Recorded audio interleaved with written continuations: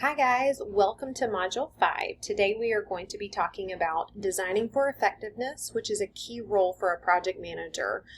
We're also going to be talking about organizational culture. These are all the do's and don'ts, the beliefs, the value system, what the actual company or organization stands for, and the environment in which they conduct business. It's very important in terms of thinking about creating a positive organizational culture versus a negative organizational culture. We're going to get into some of the influential factors that can contribute to the success of projects or the failure of projects. So you can see this is one of our classic examples of the way a company or organization or healthcare facility is organized. You can see the Pollock framework is planning, organizing, leading, and as well as controlling.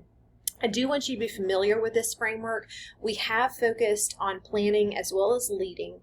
This module today is going to highlight organizing as well as controlling. You can see how something is structured, how an actual department is structured and set up is very important, and it really influences how the actual culture of your work environment goes. It really sets the tone of how it goes. Is it an organized culture? Are the systems in place? Are they very straightforward? Are the policies very clear? What is the actual, do people enjoy working there? Very, very important to answer those types of questions. When you consider how much managers have a leadership role, we've defined leadership as the ability to influence. We've also talked about how it's important to know yourself in terms of leadership. But today we're going to be focusing on the actual influential role of a leader and how they can influence the design and they can influence the organizational culture. They can also influence the social networking that can be a positive within an organizational culture. I have highlighted here a healthcare, it's a case study that really talks about how you can change organizational culture, and it gives an example. So I highly encourage you to read through that because it's very interesting to watch something change from a negative culture really to a more positive and actually a company that gets things done more effectively and more efficiently and with a positive group of employees behind it. As young professionals, as people who are aspiring young professionals, I want you to think when you go for your next job interview or as you begin interviewing more and more for positions that you are very interested in, I want you to look around the actual company. How do people act? How do they dress? Are they casual with each other or are they very professional and polished and zipped up? Right? What is the environment? Thinking about, would this environment align with my gifts and my strengths and my personality? It's very important to look at organizational culture, how people address each other. Are they respectful? Does it seem like a positive work environment or a negative work environment? Those are very important. I want you to assess the situation because really you are seeing if you would fit in well with this organization or company.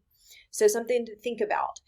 When considering organizational design, a good project manager is going to consider the strengths and weaknesses of his or her employees. They are going to align staff members who work well together if they are a good project manager. They are going to align people who communicate well. They are going to structure the process that it runs smoothly and without hiccups. Very, very important. You also want a project manager who is going to design with the individual employee in mind. This is incredibly important as well because employees just think about you as a student. You want to be valued. You want your opinion to matter. All of those things are incredibly important when a project manager is designing the most effective team possible. So designing a team is a key skill for project management.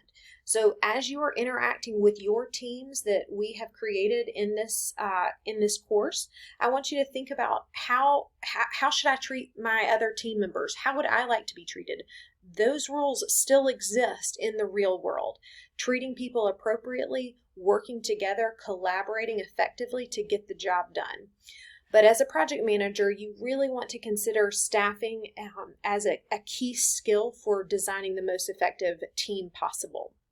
Very, very important. In terms of looking at organizational design, there are different ways to structure a company. And obviously, this may not rest solely on the project manager's shoulders. This may rest at a much higher level in terms of the way a company has been structured for 40 years, right? It could still be structured that way, honestly. Sometimes you come into companies that we have done these things since our founding fathers. So you have to think about that when looking at a company and seeing, are they open to new ways of doing things? Very, very important. Just because it's always been done a particular way, some employees, some higher ups may really like the fact that it's routine. You have to see if it makes sense for the organizational structure. So when you're looking at an organizational structure, you're going to see different types of working environments. You can see specialization of workers. This is a great example of hospital employees. So many times if you're looking at a hospital, you see the different floors in terms of maybe we have at Le Bonheur, there's a pulmonary floor, right? Our pulmonary patients go to this floor to be cared for. You have a cardiac floor. You have an ER, right? All of your emergencies are going through there. You have your step down floors where patients are being taken care of in terms of they should be discharged soon. So all of these types of departments and specializations of the workers, the employees who just work with pulmonary patients, or that's their specialty, right? You have different types of doctors for different specialties. Very, very important. So you think about those. You also think about the way that the actual process goes, the coordination as well as integration of the process, and looking at how departments interact with each other. If a particular company has different units or different compartments or different departments, different departments of organizing their processes. So at Smith & Nephew, they absolutely had the departmentalization of their employees. You had your finance grouping, and you had, and this can also be, you can see it can be a little bit of both. You're clustering it as well as your specialization of workers. You can have that shared unification within your organization or company. So it's important to kind of understand the actual organization or structure of wherever you work, looking at the organizational chart. I am going to skip down through. I do want you to pay attention to this slide because you're going to see we have touched on how program managers have interpersonal power, which means all about the way that they are actually able to either, reward someone for positive behavior, such as a pay raise, or maybe taking something away as a negative or as a coercive power. You do this and I'll make sure you get this. So you can see kind of some positive as well as negative uses of power. You can also see the expert power, an expert in their field, maybe a care nurse, a charge nurse is in charge of a grouping of 4 or 5 nurses, and their expert power really comes from their experience. They've been a nurse for 20 years, so their experience is part of their influence of power. So these types of authority and responsibility also influence organizational design, but I do want to jump down here talking about our organizational design a little bit further, because this Mintzberg came up with 6 bases of how employees can be grouped into units, and I do want you to be very familiar with this. You can see specialized knowledge and skills. That's an example of what we just talked about in terms of how the floors in a hospital are sectioned off. You can see functions or processes performed, marketing, finance, clinical services, time of day. This is very, very common in terms of nursing shifts. It's also common in manufacturing environments, as well as the actual outputs of services. Is it inpatient? Is it outpatient services?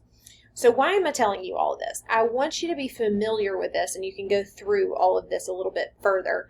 But the reason this is important is to not only understand the systems in place of wherever you work, but how you can influence it and making the processes seamless, even as if you are starting out as that individual employee, making sure that you as an individual and as a counterpart to your other team members, that you know the processes that are in place, the unspoken rules as well as the spoken rules.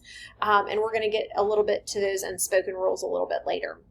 So you should know the systems in place and how to work with other people in different departments. That's really important to know this, as well as being familiar with the different types of groupings. You can see in terms of span of control, this is something when you're looking at an organizational structure, you're able to see, does this have a narrow span of control or a wide span of control? You can see with a narrow span of control, some employees have maybe one manager has 2 employees, right? It's a lot more, you're closer supervision. There is a lot more, a little bit more micromanaging potentially. In a wider span of control, the work is a little bit more standardized, and it could not necessarily be as complex. Maybe the CEO or the manager has maybe 5 employees underneath them, right? You can see it has a lot less supervision in terms of if they have 5 employees, they're not going to be looking over your shoulder in the same way that you would have someone, much more closely monitoring what the processes that are going on in the narrow span of control. So I want you to make sure that you understand the differences between these two. And you can see again, this is very, I mentioned this briefly in terms of how employees coordinate and work together to integrate their processes. If you've ever been, I keep tying this back to hospital, the hospital intake process. If you've ever been to the hospital and gone through the actual process from as soon as you go register at the front desk to all the way at discharge, you are interacting with about potentially 7 to 10 different departments or clusters and organizations. So that process has to be very defined. Usually in the ER, if you are taken back, you tell them your problem, you sit in the waiting room, you go through an intake process, maybe your insurance ID, what's going on with the problem. All of these types of things are addressed. Then you are taken back and taken into the actual waiting room where your problem is addressed, maybe through a nurse and then maybe a doctor. You might see an insurance, hospital administration, as well as insurance and human resources come in and make sure that they're collecting your information. Again, you're going through lots of different groups that have to integrate and coordinate with each other, and that's super essential in driving the mission forward, which is taking care of patients. All right, let's see if